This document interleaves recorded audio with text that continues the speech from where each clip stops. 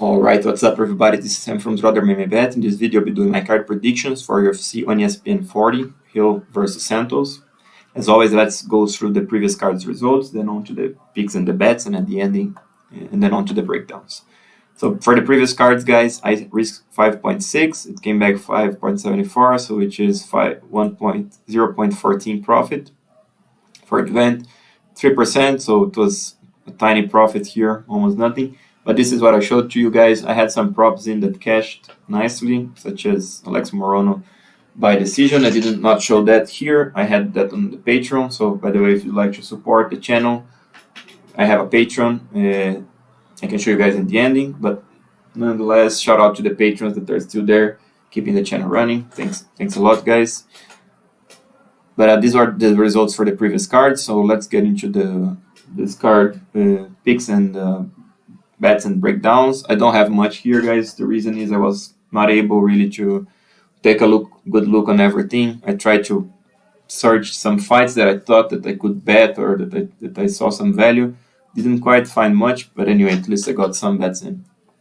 All right, so between Terrence McKinney and Eric Gonzalez, picking McKinney not betting. Sergey Spivak, Augusto Sakai, picking Spivak not betting. Corey McKenna, Miranda Granger, I'm picking betting Granger. This is my biggest bet of the fight, but nothing crazy. Juliana Miller and Brogan Walker, picking betting Walker. Also another bet, but nothing that I'm really excited about. Michal Alexeychuk and Sam Alvey. I'm picking Alexeychuk and betting Alvey. Jamahal Hill and Thiago Santos. I'm picking Hill and not betting. On to the breakdown, guys. Let's see why I'm betting who I'm betting. So between Michal Alexeychuk and Sam Alvey, it's a pretty easy fight to break down, right? To bet not so much, but like I told you guys, I have a tiny bet on Alvey here. Also, I'm betting Alvey by a prop bet by knockout. So how do I see this going, guys? Why do I think there's some value on Sam Alvey? Just let me fix this one here. So while I'm fixing this, I'll be talking. Sorry guys, because I don't like doing this much. Both lose my attention and you guys. So the reason here is that Michal is a very aggressive fighter. He likes to get inside, throw a huge deal in volume. He's not the biggest puncher or the most talented, the most physical, light heavyweight before. Now he's in middleweight.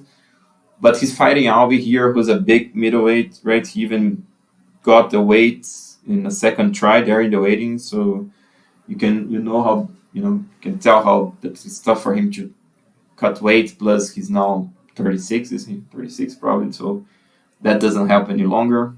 You're getting aged, your body.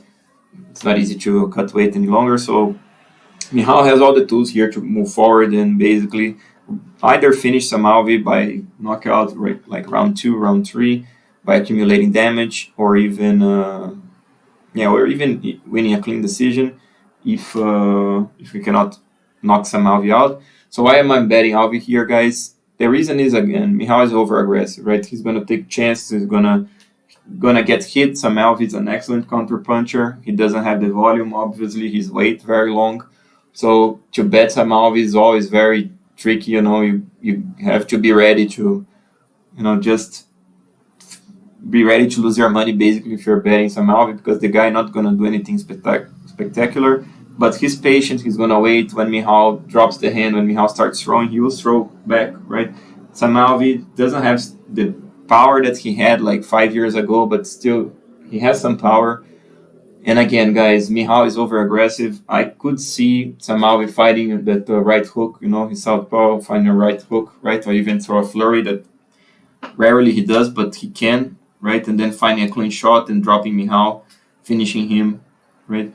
So I don't think it's impossible that Sam wins here. I like a little bit the line on him. Sorry, I have him like plus 185, plus 200 range. So I'm quite happy to bet him at plus 450. I think there is decent value there. Plus, I do think there is value on Sam Alvey by knockout. The line nowadays is plus 1,000. Right, I would bet that line from plus 650, something like this. So again, a little bit on Alvey on money line. Little bit on him by knockout. Let's see how this goes, but obviously Michal is much younger, puts much more pressure, has more chances for the knockout, for the decision, all of that. But still, to me, the lines are a little bit off here. Corey McKenna, Miranda Granger, another one that I think the lines are a little bit off, and another one that I didn't update here. So basically, I have this one as a 50-50 fight, guys. I do see. I mean, I was back and forth here, to be honest. I was picking McKenna, but then I thought that probably this is a 50-50 fight, right? And ended up picking, and anyway, the value definitely on Miranda Granger, in my opinion. The reason here, guys, obviously, Granger, I think she has problems from her back. You know, I saw some submissions that she got early in her career. She's probably a decent grappler, right? I couldn't see much because most of her fights she's controlling the range and keep it standing, but still, she is not a bad grappler. McKenna, she's probably the better grappler of the two. Definitely way more chances to get the fight to the ground, taking top position. Granger has quite okay takedown defense, but I do think she will get taken down. The question here is, can Miranda Granger set up an armbar? McKenna maybe not going to want to play there too much, steps back and allows the fight to come back to the feet. The safest path to victory here for Granger is on the feet, is controlling the range. McKenna is more athletic, she's faster, but she has so much, she's giving up so much reach and height. I think it's probably 3 or 4 inches in height and probably 9 in reach, so it's pretty significant. Not that Miranda Granger is a masterful striker, but she does have some experience. She has enough skills to control the range, and McKenna, she's tough. I think she has lots of potential. She's super young, but she has to push forward here. She has to get hit and keep pushing. She's quite aggressive. I think she has some talent, right? She's a legit fighter.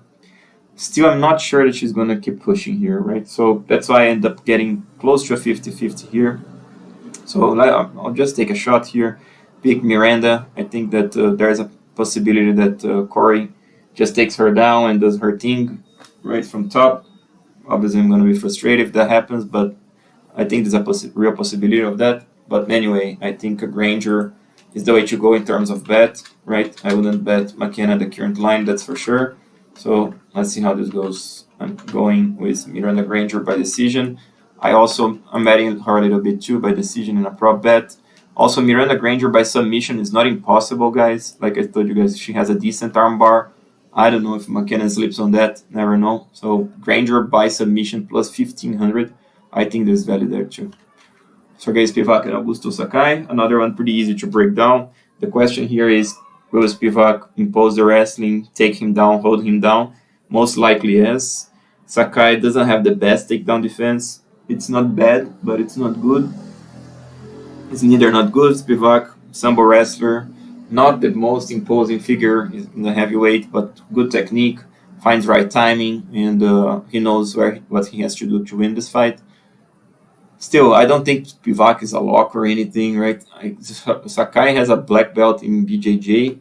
I don't honestly think that he's... I mean, it's difficult for me to tell how good it is because I haven't seen much of him grappling, to be honest. In the fights, he doesn't grapple much. Basically, he keeps it standing. If he can keep it standing, he's arguably the favorite. Spivak's not a bad boxer. He's faster here. But I think Sakai would have the advantage, or at least could make it very close if it's standing, because he has more kicks, he has a little bit more pressure. I think he a little bit, maybe in terms of power, it's pretty even too. None of these guys are the biggest punchers. So if it keeps standing, it's basically a very close fight. But again, Spivak probably gonna take this to the ground. I don't think Sakai submits. Spivak, not even what's the name of the guy there?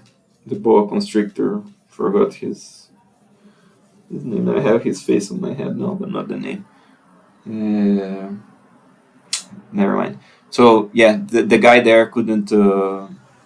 Alexei Oleinik couldn't finish Spivak, so I don't think Sakai will. But Sakai has to get back up and keep pushing the pace and keep it standing. It's gonna be difficult.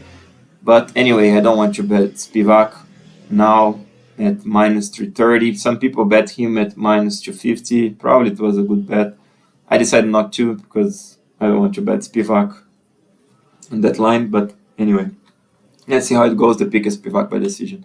Juliana Miller and Brogan Walker. This is an interesting one, guys. I was since I'm late here uploading this video, I have seen the other guys that do predictions, the other cappers. Everybody's picking Walker. It seems to me that the folks are quite confident in there. I was watching this fight. I think Walker, obviously, is not difficult to know that she has experience, that she has more cleaner technique overall, right? Especially standing, that Juliana Miller pushes forward too hard. But man, I'm not sure that this is gonna be what people are expecting it to be, right? I Brogan Walker, she can get taken down, she can be controlled.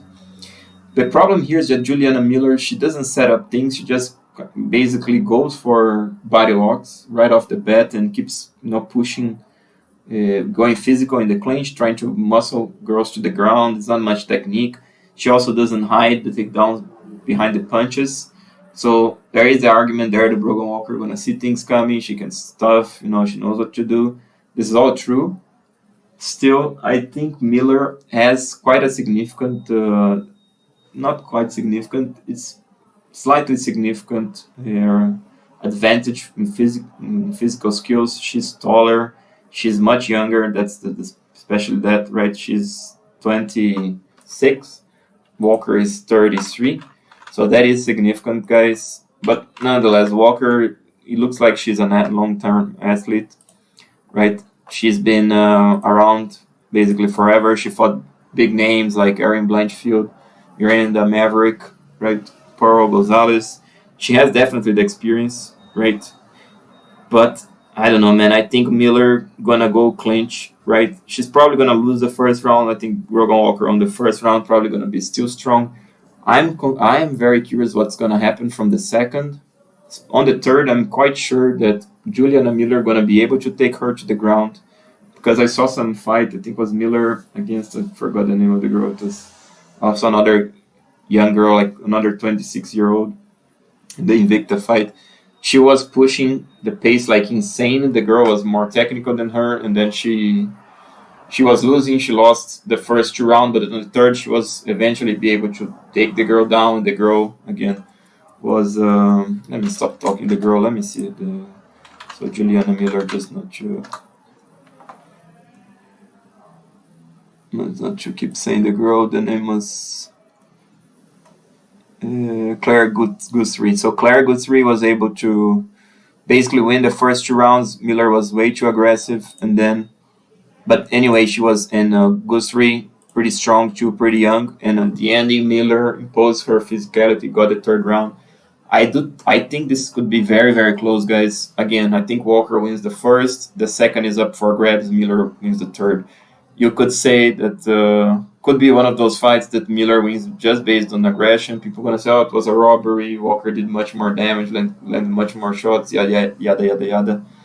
But I do think that there's a possibility that Miller wins, especially like split decision or something. So I'll be careful. That's basically what I'm saying. I still think Walker should win, right? Because she has basically, all the MMA skills and the experience, right? She just doesn't have the same physicality, which is a big factor here, in my opinion. But anyway, I think the value is on Walker, not much. I have this as a 50-50. She's plus money, so that's the value that I see. It's not much. But let's see how this goes. I think Walker by decision is the safest pick here. Terrence McKinney and Eric Gonzalez. Well, this is a easy fight to break down. Basically, McKinney gonna jump on him, probably gonna finish the fight very, very quickly. I mean, Gonzalez gonna swing back. I was tempted to bet in Gonzalez, right? Plus 600 sounds tempting against a super aggressive McKinney that could run into a shot. But I don't think Gonzalez gonna basically survive, and never mind these things here. I forgot to update. So yeah, basically I think McKinney gonna jump on him, either land something big on the feet, puts him out, either just finish him on the round one. By the way, I forgot to take a look on that prop on McKinney. Round one should be really ridiculous, but let's see. McKinney round one like minus 160, something like this. Yeah, maybe Gonzalez round one. Not a bad idea. Or Gonzalez knockout round one because Gonzalez is not going to submit. McKinney, I think. Let's see, Gonzalez knockout round 1, just not to become, yeah, Gonzalez knockout round 1 plus 2000, yeah, maybe. As McKinney probably gonna become crazy, aggressive, maybe bet Gonzalez round 1 a knockout, but still probably is McKinney round 1 knockout or submission even. Thiago Santos and Jamal Hill in the main event. So this is also basically pretty easy to break down, not easy to bet in my opinion. Hill should be able to use Jamal Hill is a 1-2 fighter, a pretty basic fighter but pretty good one. He's not doesn't look that physical or powerful, but the man has nature of power. He starts landing, he just put guys out. He's very accurate with the 1-2. So a pretty awesome 1-2 fighter, as Joe Rogan would say. Basically, it's gonna be that, guys. It's gonna be his reach, right? His use, 31-year-old at the physical prime, especially as a big guy, against Marreta, who is now 38, who used to be a very intimidating figure, throwing lots of bombs, exploding on guys' face, dangerous all the time. Not as much as he used to be, obviously, because of the age, got knocked out before, got lots of injuries throughout his career. Now he's trying to be technical.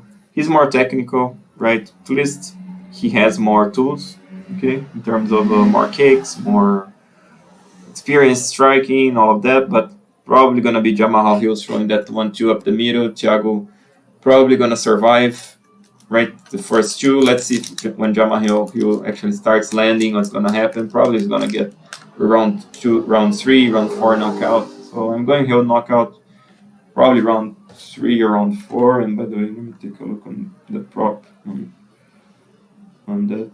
Hill by knockout, round 4. Let me see. Hill round 4, Jamal Hill round 4 knockout. This might be a good idea. He has round 3, so round 4 knockout plus 1400. I see here where I bet. Yeah, it looks pretty good to me. Jamal Hill round 4 knockout. I think I'm gonna take the prop, right? I do think that he could finish early, round 2 or round 3, but round 4 doesn't sound bad to me. I'll go Jamal Hill round 4 knockout in a prop bet. Alright guys, so I hope you guys enjoyed this video. If you did, please like, subscribe, share with your friends, consider supporting the channel in Patreon, and I'll talk to you next time. This time from Mr. Bet, bring the best, most consistent and transparent betting strategy for you.